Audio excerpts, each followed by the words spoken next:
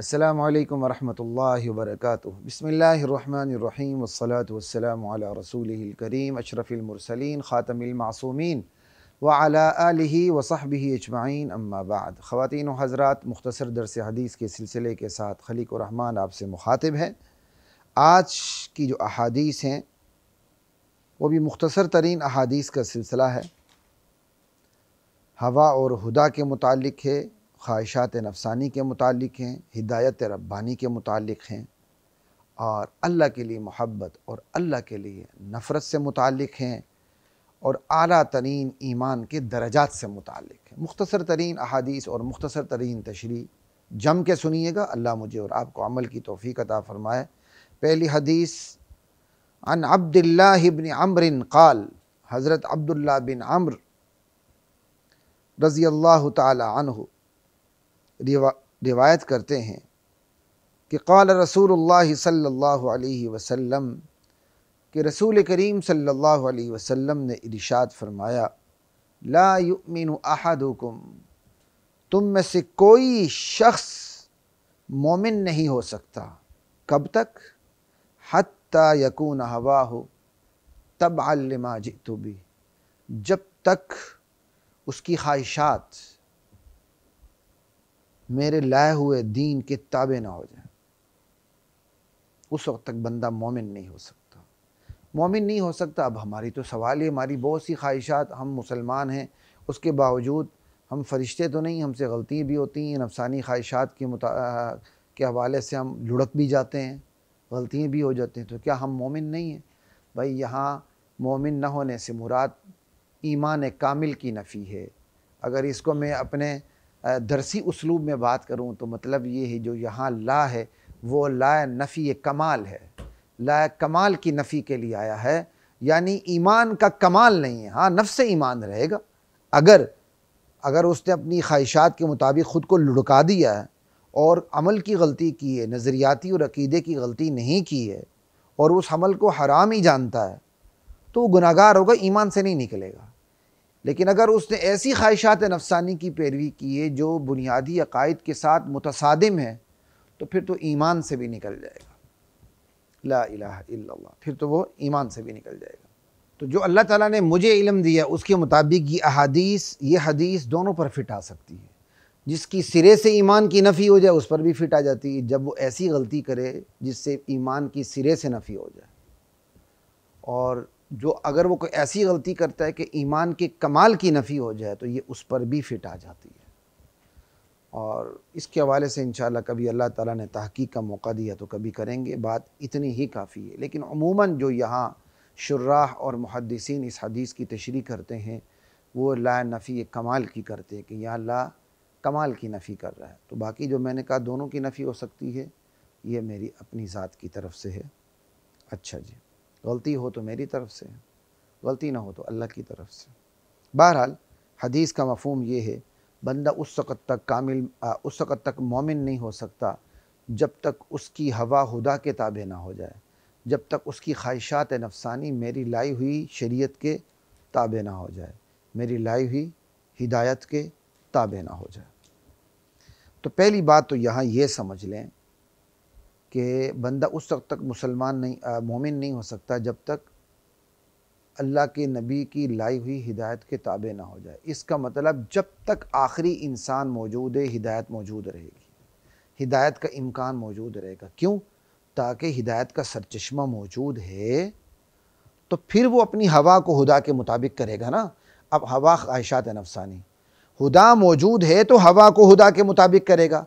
यानी हुदा मौजूद है, हिदायत मौजूद है, तो हवा यानी अपनी ख्वाहिशात नफ़सानी को उस हिदायत के मुताबिक करेगा। अगर हिदायत मौजूद ही नहीं है तो ख्वाहिशात नफ़सानी को हिदायत के मुताबिक कैसे करेगा? तो ला युकल्लिफुल्लाहु नफ़सन इल्ला वुस्अहा, अल्लाह बंदे पर उसकी ताकत से ज़्यादा बोझ नहीं डालते। अल्लाह का हुक्म हो तुम अपनी हवा को हुदा के मुताबिक करो, अपनी ख्वाहिशात को मेरे नबी की लाई हुई शरीयत और हिदायत के मुताबिक करो, और हिदायत मौजूद ना हो तो कैसे मुताबिक करें? ये तो तकलीफ़ माला युताक हो गई, यानी उस चीज़ का मुकल्लफ़ बनाना हो गया, वो लीगल ऑब्लिगेशन आ गई कि जिसकी बंदा ताकत ही नहीं रखता, क्योंकि हिदायत मौजूद नहीं। इसका मतलब लाजमी तकाजा ये है कि हिदायत ता क़यामत मौजूद रहेगी, और यही मफ़हूम है अल्लाह के कलाम का, इन्ना नहनु नज़्ज़लना ज़िक्रा व इन्ना लहू लहाफ़िज़ून। इस कुरान को नाजिल करने वाले हम और इस नसीहत नामे की हमेशा के लिए हिफाजत करने वाले भी हम। अल्लाह अकबर। तो एक तो आपको इससे ये बात पता चल गई कि जो शरीयत का जो सरचश्मा है कुरान करीम, वो हमेशा मौजूद रहेगा। जब कुरान करीम हमेशा मौजूद रहेगा बतौर हिदायत, तो कुरान करीम की बरकत से अहादीस नबूवत भी हमेशा मौजूद रहेंगी। क्यों? कुरान के इजमाल की तशरीह हदीस करती है, और अगर हदीस मौजूद ही नहीं रही तो कुरान के इजमाल की तशरीह नहीं हो सकती। इसका मतलब कुरान की जब ज़मानत मिल गई कि ये ता क़यामत है, तो कुरान के वास्ते से हदीस को भी ज़मानत हासिल हो गई कि ये कम अज़ कम कुरान की तशरीह की हद तक, दीन की ज़रूरियात की हद तक ये मिट नहीं सकती। ठीक है जी।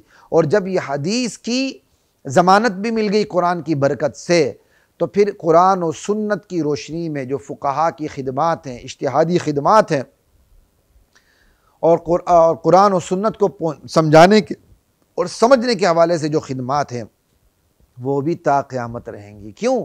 अगर उलमा क्या कहते हैं वो जो खिदमात है वो मौजूद रहेंगी, क्योंकि अगर ये खिदमात मौजूद ना रहे तो बंदा कहाँ से क्या कहते हैं कुरान और सुन्नत की तशरीह हासिल कर सकेगा। क्योंकि हुक्म है उलिल अम्रि मिनकुम, जो तुम में से उलमा और मुज्तहिदीन है, तुमने उनकी पैरवी करनी, तो उनकी खिदमात मौजूद होंगी तो उनकी पैरवी की जाएगी। तो कुरान की बरकत से अहादीस का महफूज होना भी साबित हो गया, और इसी कुरान की बरकत से कुरान और सुन्नत की रोशनी में जो फ़ुक़हा की, मुज्तहिदीन की, उलमा की खिदमात हैं, उनका महफूज होना भी साबित हो गया। यानी मतलब क्या हो गया? हमारे जो सरचश्मे हैं, हिदायत के सोर्सेज हैं, माखिद हैं, मसादिर हैं, मराजे हैं, वो ता क़यामत मौजूद रहेंगे। अल्लाहु अकबर।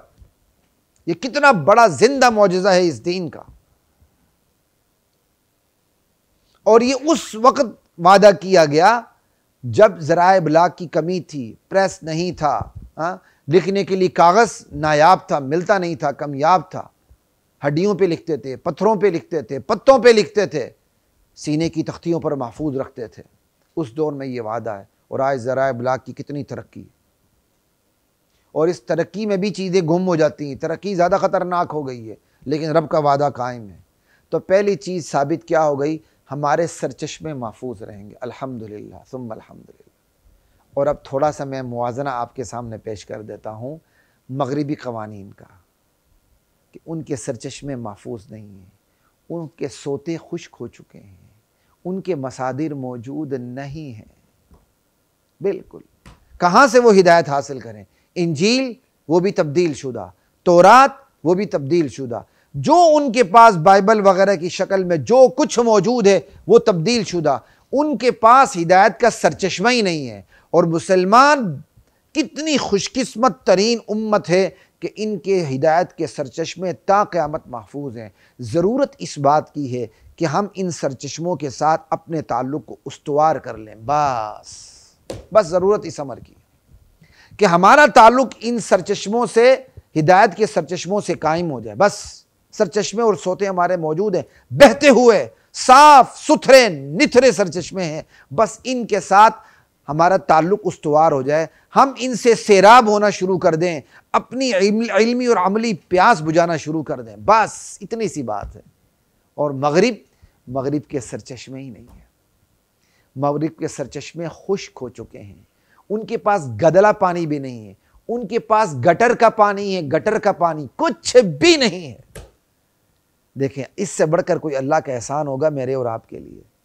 और बैक वक़्त खुशकिस्मत होते हुए अहले इस्लाम कितने बदकिस्मत हैं कि अपने मौजूद सरचश्मों से, जो तहरीफ शुदा नहीं हैं, तब्दील शुदा नहीं हैं, खुदाई सरचश्मे हैं, नबूवत के सरचश्मे हैं, उनसे हमारा ताल्लुक़ नहीं है। तो हम बेक वक़्त खुशकिस्मत भी हुए कि सरचश्मे मौजूद हैं, बदकिस्मत भी हुए कि इन सरचश्मों से हम मुस्तफ़ीद नहीं हो रहे, फ़ायदा नहीं उठा रहे, सैराब नहीं हो रहे, दिल की ज़मीन को, बंजर ज़मीन को हम ज़रख़ेज़ नहीं कर रहे। हम बेक वक़्त खुशकिस्मत भी हुए और बदकिस्मत भी हुए। और जिनके सरचश्मे मौजूद नहीं हैं, उन्होंने अपने नकली जेली हैं ख्वाहिशात नफसानी के मुताबिक अपने सरचश्मे बना ली हैं। वो सरचश्मे नहीं है, वो गटर के पानी हैं, और उन गटर के पानियों से वो सैराब हो रहे हैं, और उसकी भी वो तौहीन भी नहीं करते और उसके ख़िलाफ़ भी नहीं जाते। उनके अपने हाथों के बनाए हुए सरचश्मे हैं, गटर की नालियाँ हैं, सीवरेज है, बस उनसे वो मुस्तफ़ीद होते हैं, उसी को वो पीते हैं अपनी इल्मी और अमली प्यास बुझाने के लिए।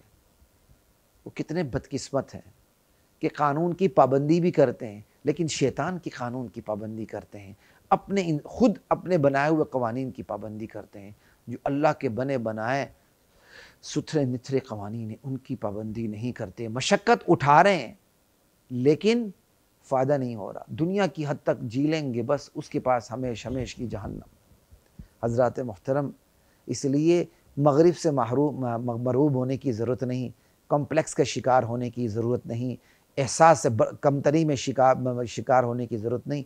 उनके पास कुछ भी नहीं है, हमारे पास कुछ भी सब कुछ है।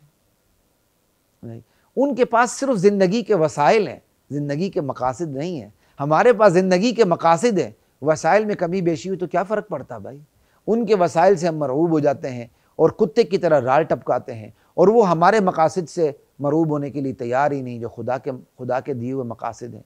यानी कितनी बदकिस्मती की बात है, हम उनकी वसाइल ज़िंदगी से मुतासिर और मरऊब होते हैं और अपना ईमान बेच देते हैं। वो हमारे मकासद ज़िंदगी से मुतासिर नहीं होते, मरऊब नहीं होते और ईमान की तरफ नहीं आते, और आते हैं तो उन्हीं को देखकर आते हैं जो वाकई मोमिन होते हैं।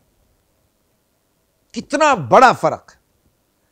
अब ये एक और सवाल कायम हो गया कि भाई जब उनके सरचश्मे खुश्क हैं, अगरचे जवाब ज़िमनी तौर पर हो चुका है, लेकिन मैं थोड़ा सा मज़ीद इसको खोलने के लिए, इसको लेबोरेट करने के लिए एक सवाल कायम करके फिर आपको जवाब देता हूँ कि जब हम ये कहते हैं कि हमारे सरचश्मे खुश्क नहीं हुए, हमारे सोते खुश्क नहीं हुए, हमें उनसे सैराब होने की ज़रूरत है, बस मगरिब के सरचश्मे खुश्क हो चुके हैं, तो भाई फिर मगरिब के सरचश्मे खुश्क हो चुके हैं तो आखिर वो कहाँ से फिर सैराब हो रहे हैं। जनाब, उस हदीस का जवाब भी, उस बात का जवाब भी इसी हदीस से मिल जाएगा। हदीस में है ना, मफ़हूम मुखालिफ से मिल जाएगा।